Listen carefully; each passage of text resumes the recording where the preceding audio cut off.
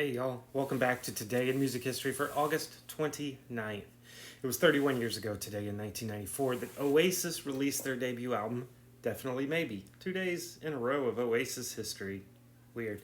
The album spent 177 weeks on the UK charts and also became the fastest selling debut of all time in the UK. It ended up selling over 8 million copies worldwide. It's a good album. I enjoyed it, and I had a friend that was all in on Oasis back in the day, so that's who I think about when I hear Oasis. It's crazy how music can take you back to a certain place and people.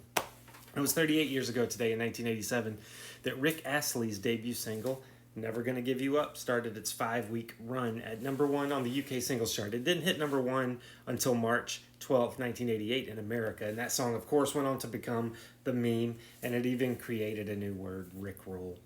I would never Rickroll you, believe me, for real. It was 59 years ago today in 1966 that the Beatles played their last show in front of a paying audience. It was at Candlestick Park in San Francisco.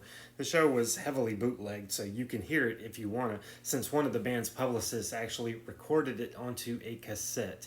They went on to do one more performance 3 years later when they played the rooftop of Apple Records. And here's your crazy fact of the day. It's an obvious one, but when the Beatles broke up in April of 1970, they were all between 26 and 29 years old. They had written all of that material and formed and broke up the most important band ever by the time they were 30.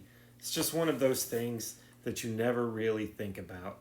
And happy birthday to the king of pop, Michael Jackson. He would have been only 67 today. He, of course, passed away in 2009 at the age of 50. Once again, only 50. Rick Downey of Blue Oyster Cult turns 72, and Chris Copping of Procol Harum turns 80. Tune in tomorrow for another Today in Music History. They were less than 30 when they broke up. What am I doing with my life?